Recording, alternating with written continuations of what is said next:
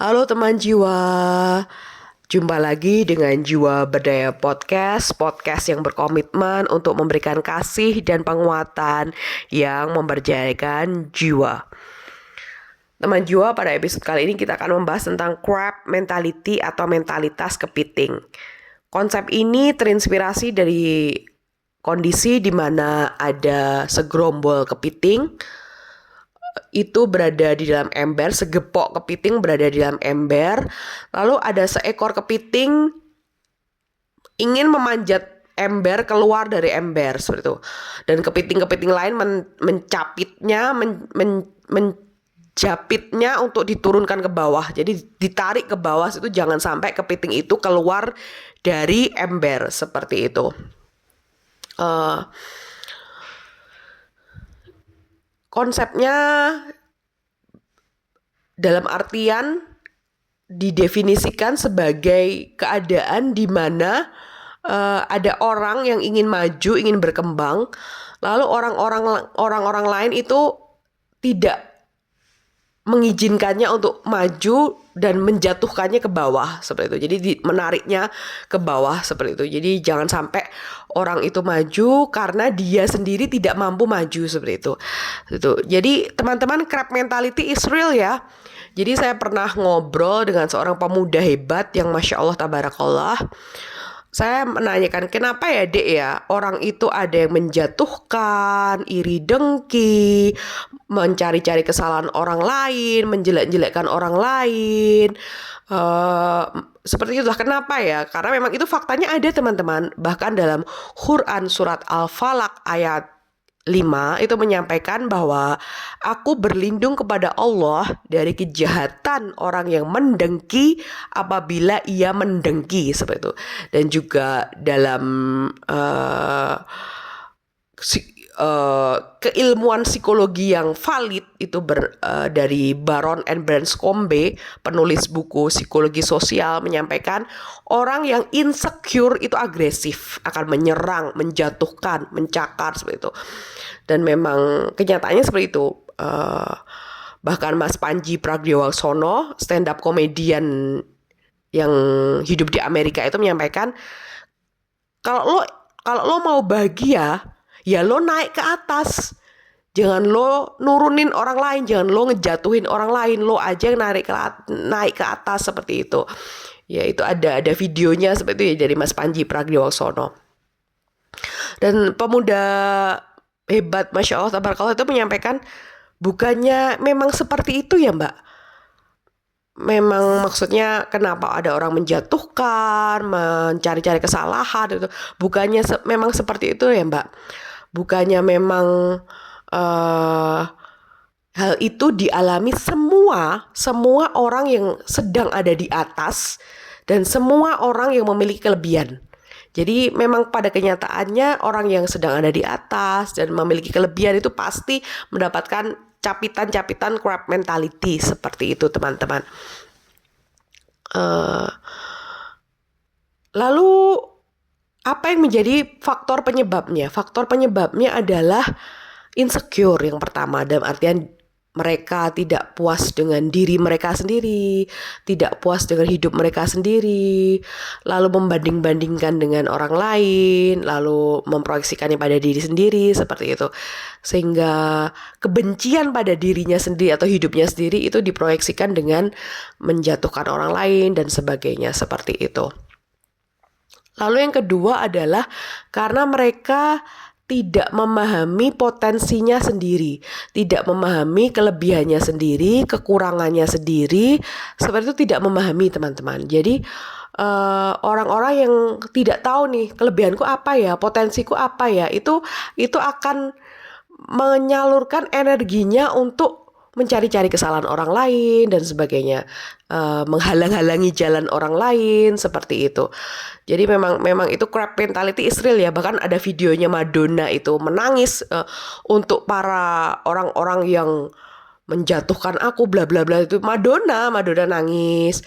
Bahkan Taylor Swift juga menyampaikan, saat kita dikritik, saat kita dijatuhkan, saat kita dicari-cari kesalahan, itu seperti badan kita seperti dicoret-coret dari atas ke bawah, dicoret-coret seperti itu, seperti badan kita dari kepala sampai badan kita tuh dicoret-coret. Taylor Swift menyampaikan hal seperti itu pada konsernya. Silahkan dicari sendiri videonya, ada Taylor Swift menyampaikan seperti itu. Jadi crab mentality is real. Kenapa sih? Kenapa orang seperti itu? Ya itu tadi, karena tidak puas dengan dirinya, tidak puas dengan hidupnya kayak gitu. Lalu juga tidak paham potensinya apa, lalu tidak tahu kelebihan dan kekurangannya apa. Karena apa, teman-teman? Karena begini, teman-teman. Adik saya dan ibu saya itu selalu berprinsip ngurusi awake dhewe ra cukup wektune ngurusi wong liya kayak gitu. Jadi bagi ibu saya dan adik saya, waktu itu sangat penting ya. Waktu, energi itu adalah modalitas utama. Jadi alih-alih untuk menjatuhkan orang lain, mencari-cari kesalahan orang lain, mari kita gunakan waktu dan energi kita untuk mengimprove diri kita sendiri, untuk mengembangkan potensi kita, mencari kelebihan dan kekurangan kita apa, lalu kita perbaiki sifat kita, perbaiki karakter kita, perbaiki kebiasaan kita, perbaiki mimpi kita, perbaiki. Jadi kita perbaiki sendiri sifat-sifat kita, kebiasaan kita, lalu kita tingkatkan, kita cari potensiku apa ya, apa yang bisa aku kembangkan itu sih. Jadi mari kita mewujudkan Indonesia sehat mental. Mari kita mewujudkan Indonesia sehat mental dan Indonesia bersih hati. Karena apa? Karena kebahagiaan orang lain itu tidak akan mengurangi kebahagiaanmu, rezeki orang lain tidak akan mengurangi rezekimu.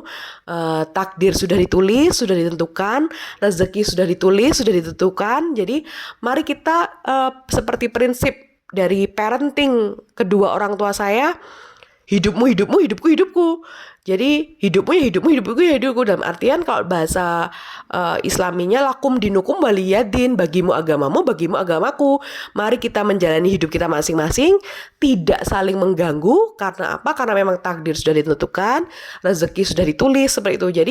Jadi solusi terbaik atau obat terbaik dari crab mentality adalah kita cari potensiku apa ya, kelebihanku apa ya, kekuranganku apa ya, apa yang perlu diperbaiki dari sifatku ya, apa yang perlu diperbaiki dari bisnisku ya, jualanku ini biar laku gimana ya, lalu jadi kita cari sendiri penampilanku biar lebih keren gimana ya, apa ya. Jadi kita mulai mengimprove ourselves and our life instead of weighting down others kayak gitu. Jadi kita mulai memperbaiki diri, meningkatkan kualitas diri, alih-alih menghabiskan waktu untuk mencari-cari kesalahan dan kekurangan orang lain dan menjatuhkannya seperti itu. Karena itu lebih produktif dan lebih bermanfaat untuk diri kita. Jadi itu selain itu, kalau ada energi-energi negatif, karena manusia itu tidak mungkin baik terus ya, tidak mungkin, sangat tidak mungkin manusia itu positif terus, baik terus, itu tidak mungkin. Jadi pasti ada kadang baik, kadang kurang, kadang seperti. Jadi hati manusia itu sifatnya terbuka, tertutup, terbuka, tertutup, terbuka, tertutup, seperti itu. Fitrah hati manusia itu seperti itu. Cuma kalau memang kita lagi ada di kondisi sumpek nih, di kondisi iri dengki nih, kita salurkan energi negatif itu selain untuk mengimprove diri. Kalau memang itu, karena mau improve diri butuh ketenangan jiwa ya. Jadi kita tidak akan bisa mengimprove diri kita, memperbaiki dan meningkatkan kualitas diri kita kalau jiwa kita tidak tenang gitu. Hati kita tidak tenang, itu mustahil. Jadi kalau memang energinya masih negatif, disalurkan aja untuk mengkritik pemerintah, teman-teman. Jadi karena mari kita wujudkan Indonesia emas, dalam artian walaupun itu, kalau kata Prince Tartan dalam film Prince of Persia, difficult but not impossible. Sulit tapi bukan tidak mungkin, teman-teman. Jadi mari kita salurkan energi kita untuk mengkritik pemerintah, tapi juga memberikan saran atau solusi. Lalu kita CIA dan FBI, pejabat-pejabat kita, kalau memang korupsi itu pemerintah kurang mampu dalam artian membedahnya, membukanya, kita buka aja, kita sebagai saya rasa netizen Indonesia sangat pandai main detektifan ya. Kita detektif sendiri aja, kita buka sendiri, kita cari, kita pejabat ini kita mari kita bersama-sama menyalurkan energi negatif dalam artian kesedihan, iri dengki, kemarahan, kekecewaan itu dengan improve Indonesia, dalam artian membangun Indonesia itu. Lalu yang terakhir, mari kita mewujudkan Indonesia sehat mental dan Indonesia bersih hati dengan fokus memperbaiki diri sendiri, fokus mencari kekurangan dan kelebihan diri sendiri, mengimprove-nya, memperbaikinya, alih-alih menjatuhkan orang lain. Indonesia sehat mental, Indonesia bersih hati, difficult but not impossible. Salam bertumbuh dan berdaya, salam teman jiwamu.